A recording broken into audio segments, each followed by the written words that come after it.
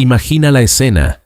Llevas toda la noche sin comer, entre 7 y 9 horas de ayuno mientras dormías, y lo primero que recibe tu cuerpo nada más abrir los ojos es un café solo, quizá acompañado de un cigarrillo si existe ese hábito, o quizá un vaso de zumo de naranja recién exprimido, porque suena a algo sano y natural, y en ese instante puede surgir una pregunta muy razonable sobre si ese primer momento del día, cuando algo entra por fin en un estómago que lleva horas vacío, tiene alguna consecuencia real o es simplemente uno de esos mitos que circulan por ahí y que no se sostienen cuando se examinan de cerca. La evidencia científica actual sugiere que sí importa y bastante, aunque no por las razones que se suelen repetir en redes sociales, porque no es cuestión de acelerar el metabolismo, ni de ventanas anabólicas, ni de ninguno de esos conceptos que se propagan sin demasiado rigor, sino una cuestión de biología pura acerca de cómo el cuerpo gestiona la transición desde el ayuno hacia la alimentación, de cómo el estómago y el páncreas y el hígado y el cerebro se coordinan en esos primeros minutos, y de cómo ese primer estímulo del día puede facilitar ese proceso o complicarlo de maneras que se van acumulando con el tiempo. Así que esto no va a ser una lista de superalimentos matutinos, ni una promesa de que el agua con limón te cambia la vida, sino un intento de explicar el mecanismo real, paso a paso, para que al terminar, no solo se entienda qué suele ser más adecuado darle al estómago por la mañana, sino sobre todo, ¿por qué? Porque cuando se comprende el por qué, la conclusión práctica termina pareciendo evidente por sí sola, y si lo que buscas es entender tu cuerpo, en lugar de solo recibir instrucciones sobre él, este es justo el tipo de contenido que se publica aquí cada semana. Empecemos por el estado del cuerpo cuando todavía no ha desayunado, porque durante la noche, mientras dormías, tu organismo ha hecho algo extraordinario que pasa desapercibido, y es que ha mantenido tu glucosa en sangre, el azúcar que circula por tus venas y que necesitan las células, dentro de un rango muy estrecho de aproximadamente 70 a 100 miligramos por decilitro, sin que entrara un solo gramo de comida por la boca. Y para conseguirlo, el hígado ha estado fabricando glucosa desde cero a partir de otras moléculas en un proceso llamado gluconeogénesis y descomponiendo sus reservas de glucógeno, que es glucosa almacenada en forma compacta como una pila de recarga interna. Piénsalo así. El glucógeno del hígado es una batería que se descarga durante la noche para mantener encendidas las luces del sistema y por la mañana está bastante más baja que al irse a dormir. Y aunque en adultos que comen de forma habitual, esas reservas pueden durar entre 12 y 16 horas de ayuno, según la actividad nocturna y el tamaño de la persona y lo que se cenara. Al levantarse tras 8 horas de sueño, el cuerpo no está en agotamiento crítico, pero sí en una situación de relativa escasez que lleva horas gestionando con cuidado. En paralelo, en las últimas horas antes de despertar, ocurre algo que los investigadores llaman el fenómeno del amanecer y que consiste en un aumento natural de ciertas hormonas como el cortisol y la hormona del crecimiento y la adrenalina que elevan ligeramente la glucosa para preparar al organismo, siendo el cortisol producido por las glándulas suprarrenales, una especie de alarma biológica que sube entre las 4 y las 6 de la madrugada y alcanza su pico alrededor del despertar para luego descender a lo largo del día, de modo que no es una hormona del estrés en el sentido negativo, aunque se la llame así, sino más bien una hormona de la alerta, cuya presencia matutina es completamente normal.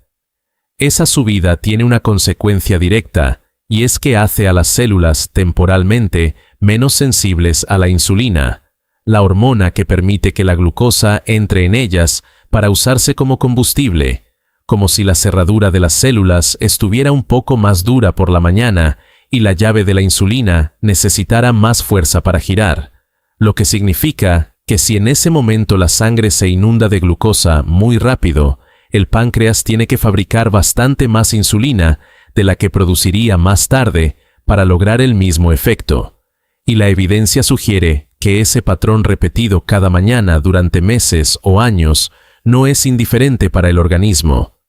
Ahora bien, todo esto ocurre mientras el estómago está vacío. Y un estómago vacío no es una simple bolsa esperando a que llegue algo, sino un órgano activo, cuya química cambia radicalmente según haya o no haya algo dentro, de manera que cuando lleva varias horas sin comida, el pH de su interior, su grado de acidez, se mantiene extremadamente bajo, en torno a 1 o 2 en la escala, una acidez comparable a la del ácido de una batería de coche, porque las células de la pared gástrica siguen secretando ácido clorhídrico incluso en ayunas para mantener el ambiente estéril. Aquí aparece la primera pieza interesante, porque cuando ese estómago vacío y muy ácido, y sin ningún amortiguador de comida, recibe directamente café, solo se le añade un estimulante potente de la secreción de ácido, ya que la cafeína y ciertos compuestos del café estimulan las células parietales para que produzcan todavía más ácido sobre una superficie que en ese momento no tiene nada que la proteja, y siendo la mucosa gástrica esa capa de moco que recubre la pared y actúa como escudo y que se refuerza a lo largo del día en relación con el contacto con los alimentos,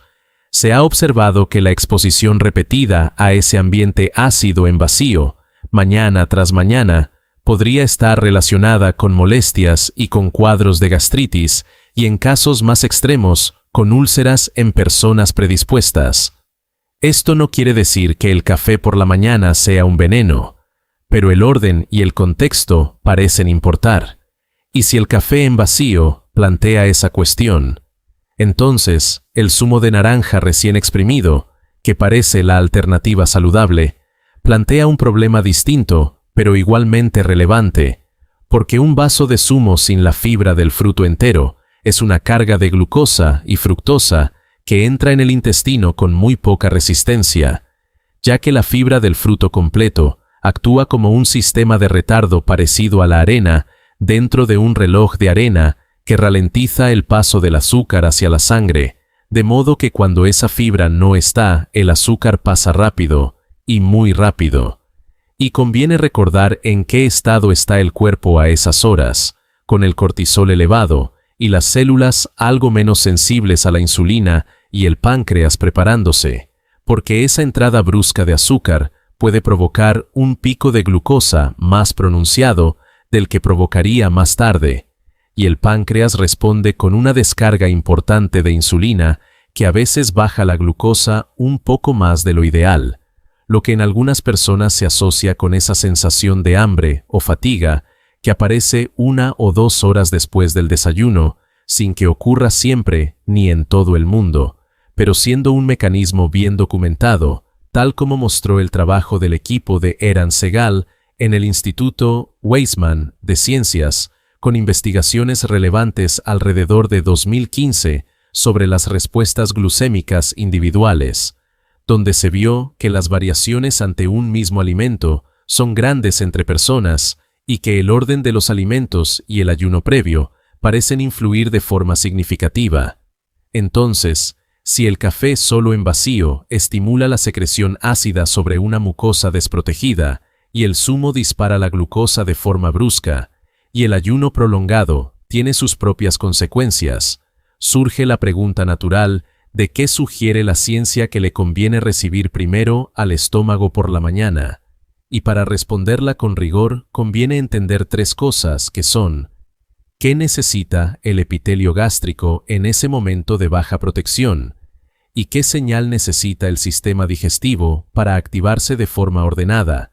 ¿Y qué energía necesita el cerebro tras el ayuno nocturno sin generar un pico de glucosa descontrolado? Así que vamos capa a capa.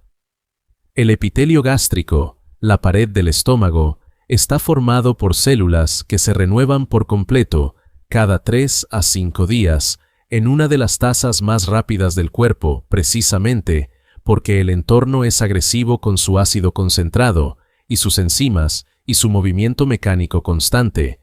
y para esa renovación las células necesitan nutrientes específicos entre los que destaca la glutamina, un aminoácido que es uno de los principales combustibles de las células del intestino y del estómago, y que está presente en concentraciones altas en la carne y el pescado, y los huevos, y los lácteos, y también en el caldo de huesos, que ha sido un alimento matutino en muchas culturas durante siglos, no porque sea mágico, sino porque la composición de sus aminoácidos, glutamina y glicina entre ellos, resulta particularmente adecuada para nutrir el epitelio digestivo cuando está expuesto y vulnerable. El segundo punto es la señal que necesita el sistema digestivo para activarse de forma ordenada, y aquí entra un mecanismo fascinante llamado reflejo gastrocólico, por el cual, cuando algo entra en el estómago, sobre todo con cierto volumen y temperatura, éste envía una señal al colon para que se prepare para moverse, algo que probablemente reconozcas por sus efectos en ese impulso de ir al baño que aparece tras el desayuno o el café, y que suele ser más intenso por la mañana porque el colon lleva horas en reposo, y esto importa porque un colon que se mueve con poca regularidad retiene los residuos más tiempo del necesario, lo que podría aumentar la exposición de la mucosa a sustancias irritantes y afectar a la microbiota, la comunidad de bacterias que cumple funciones importantes en la inmunidad y en la regulación del metabolismo. Diversas observaciones sugieren que una de las señales que mejor activa ese reflejo por la mañana es simplemente el agua tibia, sobre todo con algún estímulo suave como el limón o el jengibre, no porque el ácido del limón haga nada especial, sino porque el volumen y la temperatura y un ligero estímulo sensorial bastan para activarlo antes de que llegue comida sólida. Y el agua, además, rehidrata tras horas sin líquido, porque durante el sueño se pierden entre 300 y 700 mililitros por la respiración y la transpiración según las condiciones. El tercer punto es qué energía necesita el cerebro, que consume alrededor del 20% de toda la que produce el cuerpo en reposo y de forma continua, y cuyo combustible preferido es la glucosa, aunque en ayuno moderado también puede usar cuerpos cetónicos, moléculas derivadas de las grasas que el hígado produce cuando el glucógeno escasea y cuyos niveles en un ayuno corto son bajos aunque no nulos, existiendo investigación que sugiere todavía con debate que esa ligera presencia podría asociarse con mayor claridad mental en algunas personas, quizá por un efecto neuroprotector y por la estimulación del BDNF, una proteína relacionada con la supervivencia de las neuronas. Lo que se ha observado es que si en ese estado se aportan proteínas y grasas saludables en lugar de azúcares rápidos, la energía llega de forma más gradual y el cerebro parece mantener más tiempo esa claridad de inicio de jornada, mientras que una carga de azúcar rápida saca al cuerpo de golpe de ese estado con un pico de glucosa y una respuesta de insulina importante, y según su intensidad, una caída posterior que muchos describen como niebla mental o somnolencia a media mañana, algo que varía mucho entre individuos y que ante cualquier duda sobre el propio metabolismo, lo más prudente es consultarlo con un médico o un nutricionista. Juntando las tres capas, se puede describir el perfil que, según la evidencia, tendría un buen primer alimento por la mañana, y sería uno que incluyera agua para rehidratar y activar el reflejo gastrocólico y proteína de buena calidad con glutamina y otros aminoácidos para nutrir el epitelio y ofrecer energía sostenida y algo de grasa saludable que ralentiza el vaciado del estómago y suaviza la entrada de glucosa, y, si aparecen carbohidratos, que vengan con fibra suficiente para pasar despacio, con el detalle importante de que no sea tan abundante ni tan pesado como para forzar un sistema digestivo que acaba de despertar, porque la sobreabundancia también plantea problemas en sentido contrario. Si se sigue el razonamiento, probablemente ya se intuye que ese perfil describe bastante bien un desayuno que combine huevos, fuente extraordinaria de proteínas completas y grasas, con algo de fibra como verdura o pan integral, y con agua o una infusión como primera bebida, o un yogur natural entero con frutos secos y algo de fruta entera y no en zumo, o incluso ese caldo con el que empezaba el argumento, es decir, alimentos reales y poco procesados que combinan proteínas y grasas y carbohidratos de absorción lenta. Y aunque no sea una revelación astronómica, la diferencia entre saber que algo es recomendable y entender por qué lo es, equivale a la diferencia entre seguir una norma que se olvida y comprender un mecanismo que no se olvida nunca. Y aquí viene un giro que quizá no se espera, porque el orden en que se comen esos alimentos dentro del propio desayuno también parece importar de una forma bastante elegante, ya que en los últimos años varios grupos han estudiado el efecto del orden de los alimentos sobre la respuesta glucémica, y uno de los trabajos más citados es el del equipo de la doctora Alpana Shukla en Weill Cornell Medicine de Nueva York, que publicó estudios entre 2015 y 2019, en los que se observó que cuando los participantes tomaban primero la proteína y la grasa y dejaban los carbohidratos para el final, la respuesta glucémica resultaba considerablemente más baja, en algunos casos en torno a la mitad, que cuando comían los carbohidratos primero. El mecanismo propuesto es múltiple, porque cuando la proteína y la grasa llegan primero al intestino delgado, estimulan hormonas como el GLP-1, que son señales de saciedad que ralentizan el vaciado del estómago y suavizan la entrada de glucosa a la sangre, como si prepararan el terreno para que los carbohidratos que llegan después se procesen con más calma. Y la fibra tiene un efecto parecido hasta el punto de que comer la verdura antes que el arroz o el pan aparece en algunos protocolos clínicos de control de la glucosa. Por este motivo, de modo que en un desayuno con tostada y aguacate y huevo, la evidencia sugiere que empezar por el huevo y el aguacate y dejar la tostada para el final podría tener un efecto más favorable sobre la glucosa en un detalle pequeño, con una base mecanicista clara. Hay otra dimensión que conecta con algo mencionado antes, y es el cortisol matutino, ese pico de las primeras horas completamente fisiológico que se conoce como respuesta del cortisol al despertar y cuya magnitud puede verse influida por lo que se hace en esa primera hora, de manera que la cafeína tomada de inmediato al levantarse y el estrés de mirar el móvil con noticias o correos nada más abrir los ojos y el ejercicio de alta intensidad en ayunas podrían amplificarlo innecesariamente, mientras que la hidratación y la luz natural y las proteínas con algo de grasa ayudarían a que sea proporcional. Esto no significa que el café por la mañana sea perjudicial, porque tiene beneficios bien documentados para la salud cognitiva y el metabolismo, incluyendo estudios de cohortes que muestran asociación con menor riesgo de diabetes tipo 2 y de ciertas enfermedades neurodegenerativas, sino que la evidencia sugiere que el momento y el contexto importan, y que esperar 20 o 30 minutos antes de tomarlo y hacerlo acompañado de algo de comida, en lugar de totalmente en vacío, podría reducir la estimulación ácida sobre una mucosa desprotegida y evitar que la cafeína amplifique de forma artificial el cortisol cuando ya está elevado, siendo esta idea de retrasar el café popularizada por divulgadores como Andrew Huberman en el contexto de los ritmos circadianos, aunque conviene tratarla con honestidad como una sugerencia prudente basada en el mecanismo y no como una regla establecida, porque la evidencia sobre el momento exacto sigue siendo un área activa de investigación sin consenso sobre los minutos concretos. Hay un tercer actor sobre el que merece la pena detenerse, y es la proteína, cuya cantidad en la primera comida tiene un efecto especialmente relevante sobre la saciedad,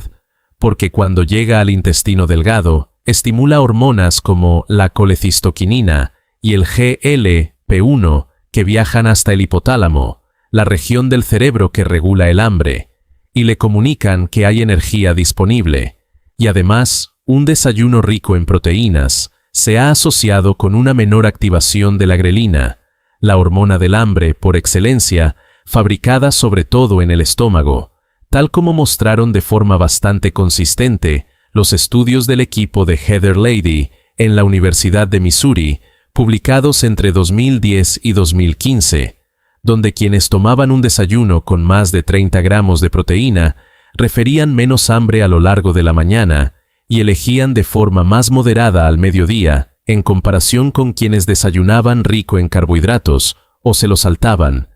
Y esto lleva a un punto que conviene aclarar porque genera confusión, y es que saltarse el desayuno o practicar el ayuno intermitente, que tiene una base científica genuina, no es lo mismo que desayunar mal, ya que el ayuno intermitente bien ejecutado, sobre todo en el esquema de 16 horas de ayuno y 8 de alimentación, cuenta con evidencia de posibles beneficios metabólicos para ciertas personas, como mejor sensibilidad a la insulina y reducción de algunos marcadores de inflamación, y en algunos estudios, la asociación con mecanismos de longevidad celular, como la autofagia, el proceso por el que las células reciclan sus componentes dañados, de modo que si alguien lo practica y no desayuna, estos mismos principios se aplican a su primera comida, sea cual sea la hora, siendo lo problemático no ayunar de forma deliberada, sino no desayunar sin ningún plan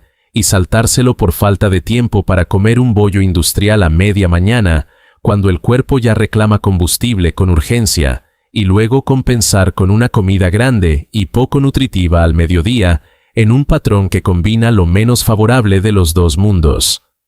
Vale la pena detenerse ahora en algo que casi nadie menciona al hablar del desayuno, pero que desde la biología intestinal resulta muy relevante, y es la microbiota, esa comunidad de microorganismos que vive en el intestino y que es un sistema activo con sus propios ritmos que responde de forma diferente a los alimentos según el momento del día, tal como ha mostrado el trabajo de grupos como el laboratorio de Sachidananda Panda en el Instituto Salk, donde se vio que las bacterias intestinales tienen relojes moleculares propios que se sincronizan con el ritmo de alimentación de la persona, de modo que comer de forma muy irregular podría alterar esa sincronización, mientras que empezar el día con agua tibia y con un alimento de fácil digestión y con fibra que sirva de sustrato a esas bacterias respeta mejor ese ecosistema, ya que ellas fermentan la fibra que el cuerpo no puede digerir y producen ácidos grasos de cadena corta, sobre todo butirato y propionato y acetato, con efectos antiinflamatorios que refuerzan la barrera intestinal, siendo el butirato uno de los combustibles principales de las células de la pared del colon. En esa misma línea, los alimentos fermentados resultan especialmente interesantes en el desayuno, tal como observó un estudio publicado en la revista Cell en 2021 del equipo de Justin Sonnenberg en Stanford, donde una dieta rica en fermentados durante 10 semanas aumentaba la diversidad de la microbiota y reducía algunos marcadores de inflamación en comparación con una dieta basada solo en fibra. Y aunque es un estudio con limitaciones por su muestra pequeña y su seguimiento acotado, el mecanismo resulta coherente, de modo que el yogur natural sin azúcar y el kéfir encajan bien aquí, porque una parte significativa de sus microorganismos, protegida por las proteínas y grasas de la propia leche, sobrevive al paso por el estómago. Merece un comentario también un tema que suele generar debate, y es la grasa en el desayuno, porque durante décadas la recomendación fue evitarla, sobre todo la saturada, apoyándose en la hipótesis lipídica de mediados del siglo XX, que vinculaba las grasas saturadas con el aumento del colesterol, LDL, y con el riesgo cardiovascular, aunque la investigación de las últimas 2 décadas ha matizado bastante esa imagen, al mostrar que no todas las grasas son iguales, y que las monoinsaturadas, como las del aceite de oliva y el aguacate, y los frutos secos, se asocian con efectos favorables sobre el perfil lipídico. Y en el desayuno concreto, la grasa cumple funciones útiles, porque ralentiza el vaciado del estómago y reduce el pico de glucosa posterior, y activa la secreción de bilis necesaria para absorber las vitaminas liposolubles A y D y E y K, y estimula las hormonas de saciedad que moderan el picoteo de media mañana, de manera que un desayuno sin nada de grasa no es necesariamente más saludable, y en algunos aspectos puede resultar menos saciante, mientras que el huevo entero, y no solo la clara y el aguacate, y un poco de aceite de oliva, o unos frutos secos, aportan una grasa de calidad que el cuerpo sabe utilizar bien a primera hora. Conviene hacer aquí una pausa y reconectar con el principio, porque el tema de fondo no es qué comer exactamente en el desayuno, sino entender que la biología del cuerpo tiene un ritmo matutino específico, con un estado hormonal propio y un sistema digestivo que se activa de forma gradual y un epitelio gástrico que necesita protección en el momento de mayor acidez en vacío, y una microbiota que responde al primer estímulo del día y un cerebro que sale de horas de ayuno, de modo que cuando se comprende ese contexto, las decisiones concretas casi se deducen solas, y no hace falta memorizar una lista de alimentos permitidos y prohibidos, sino que basta con preguntarse cada mañana qué necesita el cuerpo en ese momento, siendo esa forma de pensar más poderosa que cualquier lista, porque si cambia el alimento o la circunstancia, la persona sigue siendo capaz de razonar la respuesta. Y esa lógica se destila así.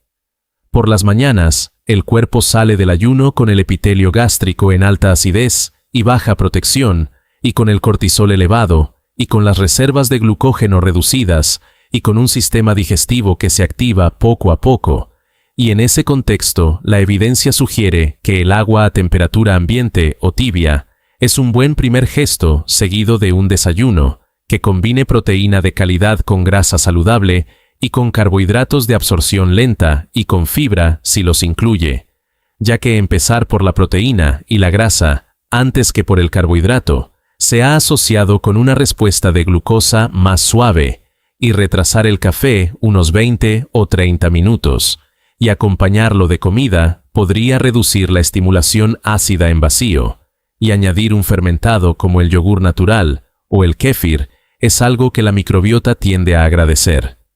Nada de esto significa que si mañana alguien toma su café en vacío, como lleva años haciendo, vaya a ocurrirle algo terrible, porque el cuerpo es robusto y cuenta con sistemas de compensación extraordinarios, y un desayuno imperfecto, repetido durante años, puede tener consecuencias que se acumulan, pero rara vez es la causa única de un problema grave. Y lo que sí parece cierto es que comprender por qué el orden y la composición y el contexto del primer alimento importan, ofrece una herramienta de entendimiento duradera que se aplica con flexibilidad y no con rigidez, de manera que se puede desayunar huevos revueltos con aguacate y tomate, empezando por el agua, o optar por yogur con frutos secos y fruta entera, o preparar un batido con proteína y avena y fruta y crema de almendra, o calentar un caldo y tomarlo primero, porque hay muchas formas de respetar la biología de la mañana sin que resulte complicado ni costoso.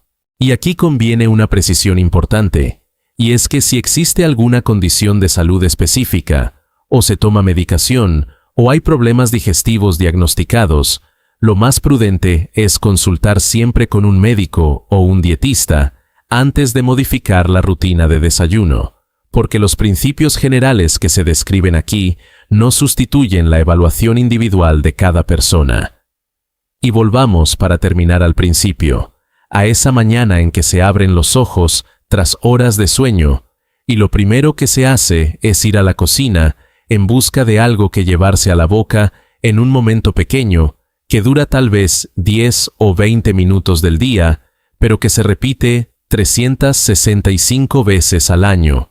Y a lo largo de años y décadas, los patrones que se repiten cada día son los que más peso terminan teniendo sobre la salud. No porque cada desayuno por separado sea decisivo, sino porque un cuerpo que se cuida cada mañana, con decisiones informadas, tiende a acumular menos inflamación y a gestionar mejor la glucosa y a mantener mejor su microbiota y a conservar una mucosa gástrica más sana y a empezar el día con una energía más estable y con menos bajones a media mañana. en algo que no es magia sino biología, y que cuando se comprende resulta una de las guías más fiables que existen. Nada de lo explicado en este vídeo sustituye la evaluación médica personalizada, y si tienes dudas sobre tu salud o presentas síntomas preocupantes, lo indicado es consultar con un profesional sanitario o con los servicios de emergencia de tu país. Y si este recorrido ha servido para entender algo nuevo sobre el cuerpo y te apetece seguir aprendiendo así, con calma y con curiosidad,